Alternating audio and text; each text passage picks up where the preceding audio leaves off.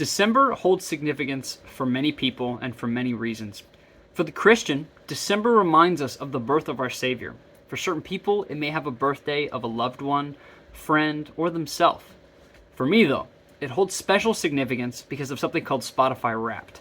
Now, Spotify is an online music streaming platform allowing anyone at any time to listen to any song on a massive discography.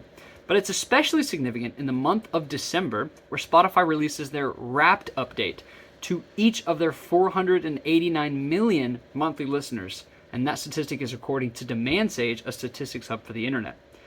In someone's Spotify Wrapped, they're given their top 5 tracks listened to over the course of the past year, as well as their top 5 artists. It also includes other miscellaneous stats like minutes listened to, genre lists, etc. They even create digital flyers that display all of this information so you can post it directly to social media.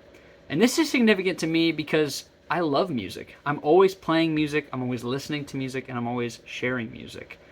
This time in December is even known in the social media sphere as Wrapped Season, where Instagram stories and Facebook posts alike are flooded with millions of different personalized flyers. It can be easy to get caught up in the heat of Wrapped Season, seeing what your friends are listening to, comparing them to yourself, etc. But most importantly, it seeks to differentiate yourself from others on the internet. Now, there's a certain pride in being the 0.001 percentile listener of an artist, or having an exuberant amount of minutes listened to over the past year. And while this individuality can be harmless on the surface, the deeper-seated issue, to rearrange what music has always been, is at risk.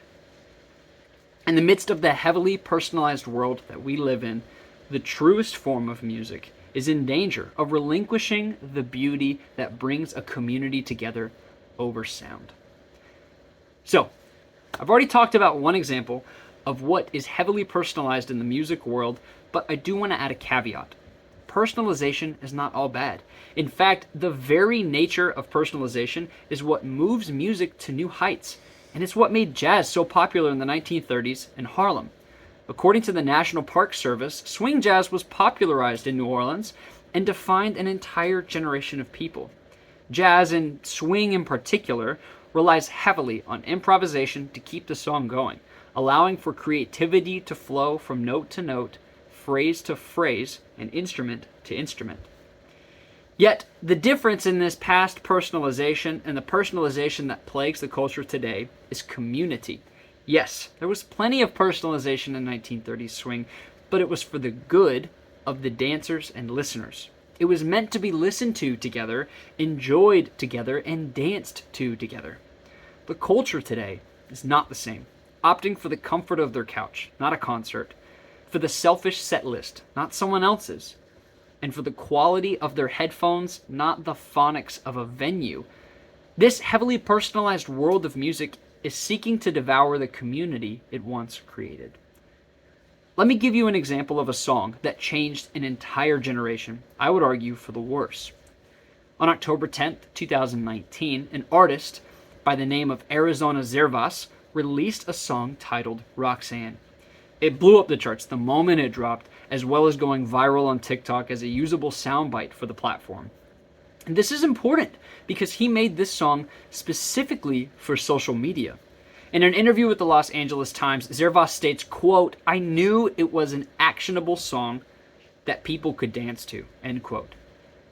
He goes on in this interview to state that this reasoning behind the catchy tune was built on a business mindset.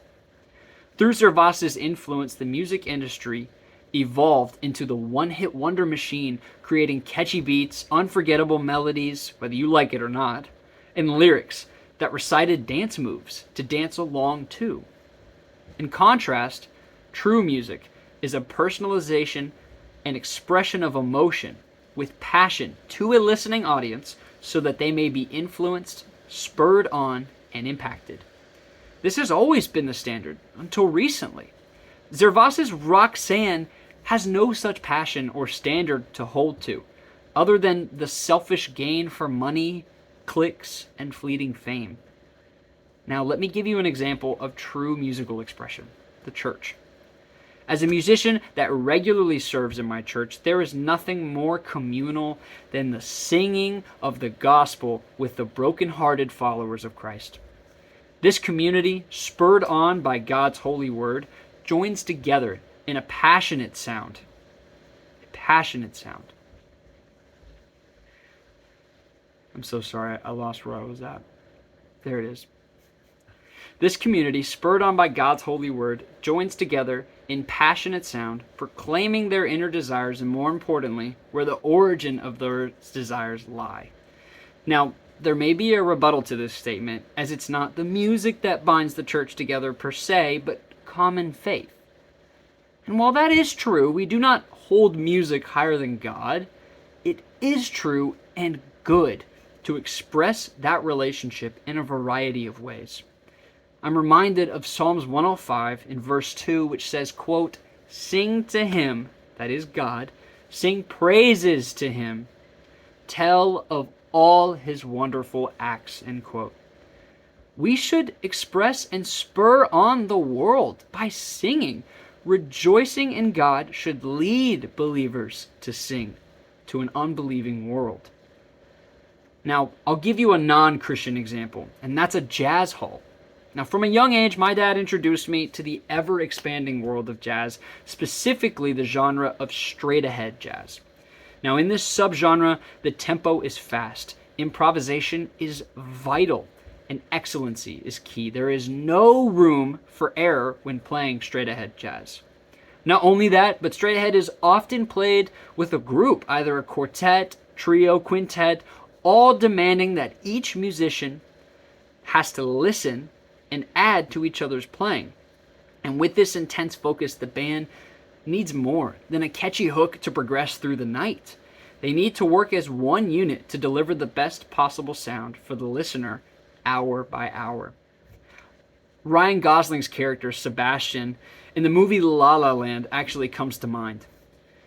In 2017, in the movie, he says, quote, "It's conflict, it's compromise, and it's new every time. It's brand new every night. It's very, very exciting," end quote.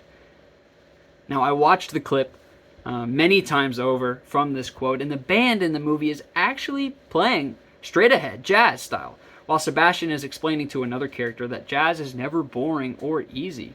It takes skill to listen and play off of other musicians. The music of today is easy. It's easy to create a 1 minute 53 second long song that can be viewed and danced to by millions. It's easy to become famous for a month or a week or a few days.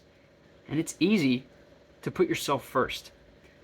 The music of today is easy, self-obsessed, and almost never for the benefit of the listener.